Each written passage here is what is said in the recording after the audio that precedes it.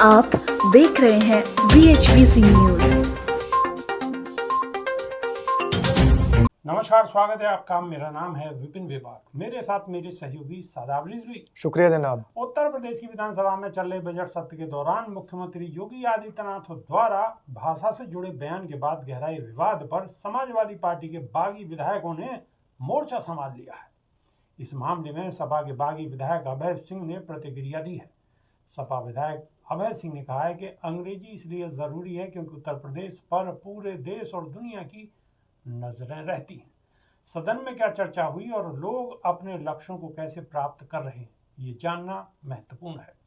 अगर ये अंग्रेजी में अनुवाद हो जाए तो दक्षिण भारत के लोग और विदेश में रहने वाले सभी भारतीयों को इसे सुनने और समझने का मौका मिलेगा। इसीलिए अंग्रेजी की आवश्यकता है। हमारे महाभारत और रामायण में भाषा की सभ्यता और मर्यादा के बारे में बताया गया है। उसे लोगों को पढ़ना चाहिए। इससे उन लोगों को ज्ञान मिलेगा। जिसके बाद उन्होंने पश्चिम बंगाल के मुख्यमंत्री ममता बनर्जी द्वारा महाकुंभ को मृत कुंभ कहे जाने पर उन्होंने मानसिक रूप से विकसित बता दिया है। उन्होंने कहा है कि ऐसे बयान मानसिक रूप से विक्षिप्त लोग देते हैं।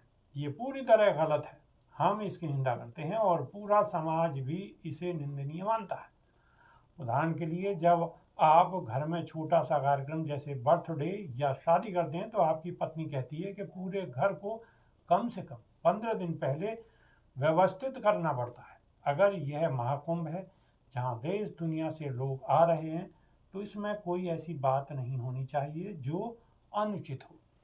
सपा के ही एक अन्य बागी विधायक मनोज पांडे ने भी मुख्यमंत्री योगी आदित्यनाथ के बयान को एकदम संतुलित बताते हुए कहा कि मुख्यमंत्री का बयान बहुत ही संतुलित, स्पष्ट और सही है।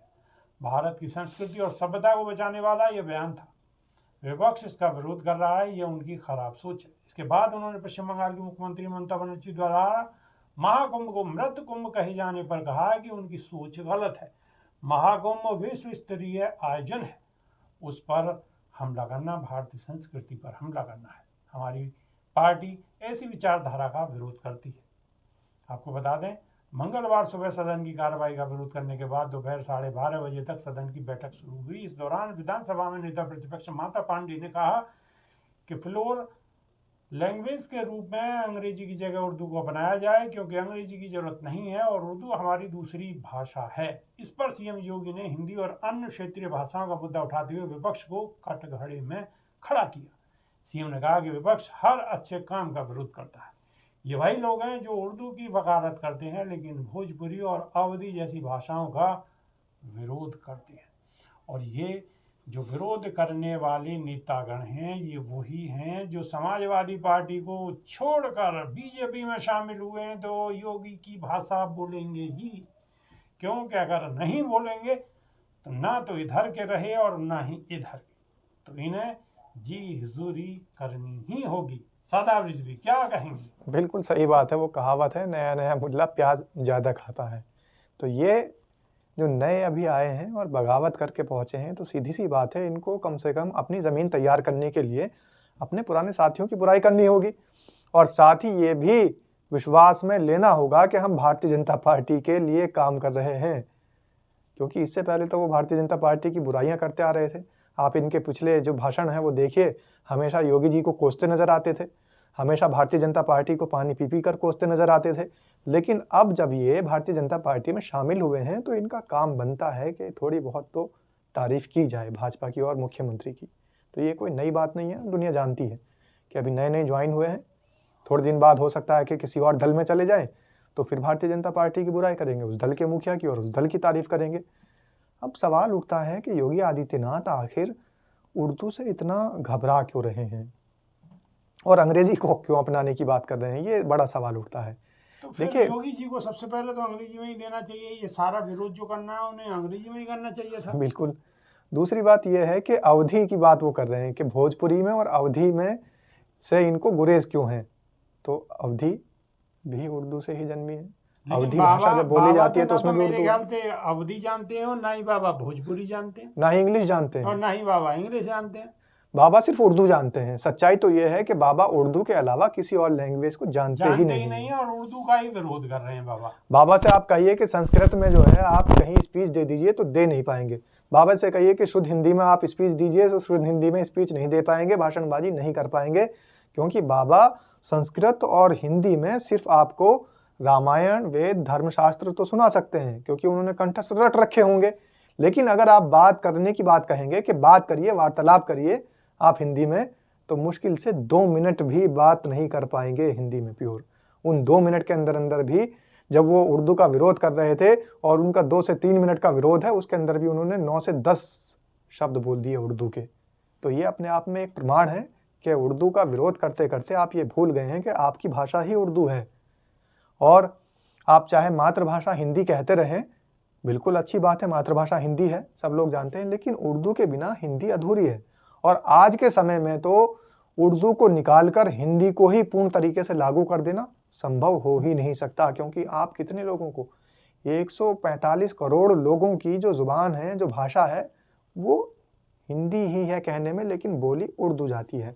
जब आप थाने जाते हैं तो कहते हैं मुकदमा दर्ज करा दीजिए, मुकदमा तो उर्दू का वर्ड है। आप कहते हैं जी तहरीर लिख के लेके आए क्या, तहरीर भी तो उर्दू का ही वर्ड है।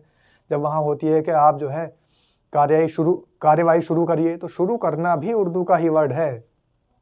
आरंभ करना आप क्यों नहीं बोलते, सदन की कार्यवाही आरंभ कीजिए। तो ये सब शुरू करना और ये सारी बातें उर्दू की ही हैं, तो उर्दू का विरोध आपको छोड़ देना चाहिए। बाकी ये जो महाकुंभ का मुद्दा, इससे ध्यान भटकाने के लिए जो आपने शिगुफा छेड़ा है, इस शिगुफे को दुनिया जानती है कि आप उर्दू की बात करके, उर्दू की मुखालफत करके कुंभ की के अंदर जो बेगुनाह लोगों की लाशें छुपाई गई हैं, कुंभ की अनियमितताओं को दबाने के लिए, अव्यवस्थाओं को दबाने के लिए नया शिगुफा छेड़ा गया है, उर्दू पर हमला। बिल्कुल यही सच्चाई है। उर्दू पर हमला करने का आपका कोई औचित्य नहीं है और ना ही आपकी औकात है कि आप 145 करोड़ लोगों की जुबान को बदल सकें। बिल्कुल। और दुनिया भर में तरह तरह की जुबानें बोली जाती है। अब ये थोड़ी है कि हर जुबान ही सदन की कार्रवाई में शामिल की जाएगी। आप कल के दिन को कहोगे कि भोजपुरी अवधि की आज आपने बात की है, कल को खड़ी बोली की बात करोगे। अब विपिन बेबाक हैं, ये जिस क्षेत्र से आते हैं, इनके यहाँ ब्रज भाषा बोली जाती है तो आप ब्रज भाषा की बात करोगे। मेरे यहाँ खड़ी बोली बोली जाती है तो आप खड़ी बोली की भी बात करोगे। तो कितनी भाषाओं में आप सदन की कार्रवाई की बात करोगे। और भोजपुरी साहब पूर्वांचल की भाषा नहीं है, मिथिलांचल की भाषा है। वहाँ चली गई बिहार, और बिहार में भोजपुरी में सदन की कार्रवाई मान्य है।